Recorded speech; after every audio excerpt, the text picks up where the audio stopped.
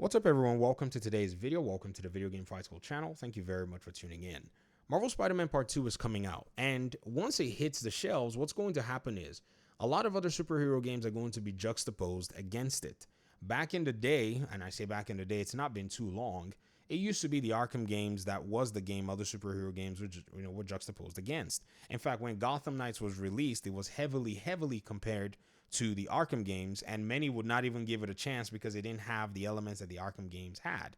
The Arkham games had a combat system that was automated, where pretty much the game did a lot for you. The Spider-Man games also, in a sense, according to the creative directors, they've said that the Arkham games inspired their game.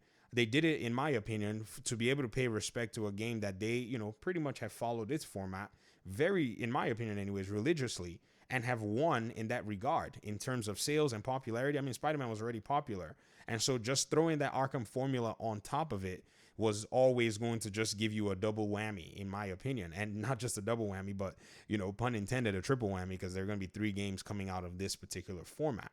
But in talking and looking at this, I kind of always wondered, why, in my opinion, many people have not really seen the consequence of what's going to happen as this Spider-Man 2 game drops and then other games eventually start to drop behind it.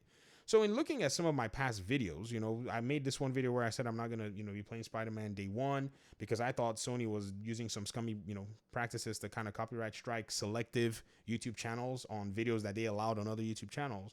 And somebody in the comment section gave a very genius idea, inadvertently anyway. So shout out to you, Weapon X Gamer 1. So this person in my video said, bro is butthurt his Suicide Squad game isn't doing well. I had to heart the comment because I was laughing because Suicide Squad isn't out yet.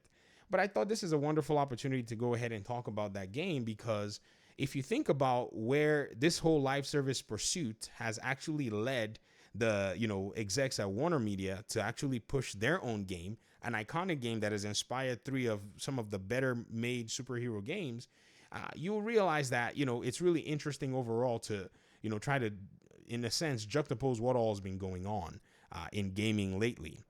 As much as we're getting Spider-Man, as much as we're getting the Spider-Man games and the single player games from the Sony studios, it was not even, put past Sony for their former exec, or the one who's going to be leaving very soon, Jim Ryan, to actually try to go ahead and get himself some live service games going, even to the tune of getting somewhere around 10 or 11 of them in production.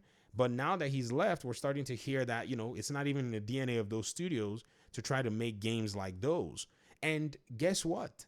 I think we're probably going to see that this is probably not even in the DNA of a studio like Rocksteady to even make their Suicide Squad game, that game will probably have deficiencies that we're going to see. Now, I get it. Back in the day, there was a time, yes, there was once a time where Rocksteady made, a shooter game, a multiplayer shooter game. It was called Riot Response or something like that. Now, this game was an old school game. I mean, and since then, a lot of, multiplayer games and the whole landscape has changed. You're no longer just making one multiplayer game. You're making a multiplayer game, with the mind of having longevity and player engagement and all of these metrics that they try to hit and so on and so forth. You know what I mean? It's kind of weird when you kind of think about all of that, but I don't necessarily know how they're going to adapt because their last few games have been single player games. And we saw how Naughty Dog has pretty much, in a sense, we haven't gotten the best report from factions.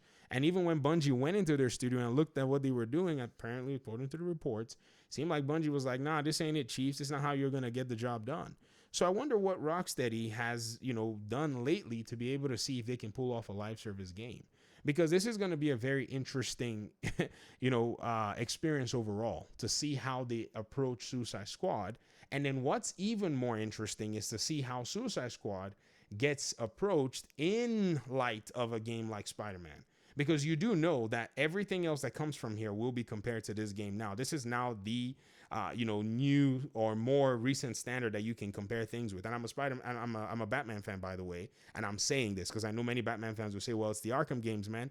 I get it. The Arkham games have already, set their standard. But the Spider-Man games did follow. So if we look at who has actually copied the formula and succeeded, it's these guys. I would hope that other studios, especially Rocksteady themselves, would copy themselves in a sense, or at least do something close. And if they're going to even make a different approach, then they better make sure that it has enough difference and authenticity to it that players can say, okay, this is a whole different game. But what I've noticed too, and what I've realized is a lot of fans that are in the Batman space are quite excited for Suicide Squad. I've been seeing comments on my other Suicide Squad videos of people saying, I don't care, man. I'm going to play Suicide Squad because, they're looking at Batman. They're looking at Kevin Conroy, the possibility of seeing Green Lantern in a game, even though he's going to be evil green, or, all of the different, tropes we're going to be getting. Some people just want to see their heroes in a video game, which is very interesting to me because I came into the whole Suicide Squad thing a little uncertain, and I knew exactly what it was the moment I saw it. I mean, I remember when I first started making some videos saying, hey guys, I hope you guys know that Suicide Squad is actually very close to Avengers than Gotham Knights is, and it's a shooter more than anything else. Some people were like, well, we haven't really seen much of the game, so we need to just kind of not make judgment. I'm like, guys, it's not a matter of making judgment. You can almost already tell the direction that they were wanting to go when that game eventually started getting unveiled. So at the end of the day, it's, in my opinion anyway, it's going to be super interesting to, picture all of this as a collective. So we will see Marvel Spider-Man. It's going to come out. It's going to do well. It's going to be a fun game for a lot of people to play. But then I wonder, and that's what I'm making this video about, how Suicide Squad is then eventually going to show its face in all of this. Some fans seem like they want it. Some people are like, nah, we don't want to touch this game. So that entire conversation is, in my opinion, going to influence the next set of superhero games that come out. Avengers has already done its own damage. It's done so much damage. People can't even look at Gotham Knights and not think Avengers or whatnot. But Avengers, according to some people who played, they said it was a good game. I mean, I didn't really play much of it. Gotham Knights I did play. Oh my gosh, I played a lot, maybe too much of Gotham Knights. I like the game. I like RPGs. I like some RPGs. So when Gotham Knights was an RPG, I really did enjoy it. The fact that it had some of those elements in the game that I thought I was probably not going to like, which is weird at the end of the day. So I want to hear your thoughts in the comment section. What do y'all think about Suicide Squad in light of Spider-Man and in light of the fact that it's coming from a studio that has always made some single player games, or that made some of the more iconic single player superhero games that influence the Spider-Man games, and is now going into the live service, area with what I think is probably minimal expertise and experience in that area as a studio. They may have, people who are experts that they've hired to implement these systems and, get the game going. But overall, it just doesn't seem like it's a game in their DNA at the moment. Talk to me in the comment section. Thanks so much for watching. I appreciate you guys' time and audience, and hopefully we'll talk pretty soon in another one. Peace out.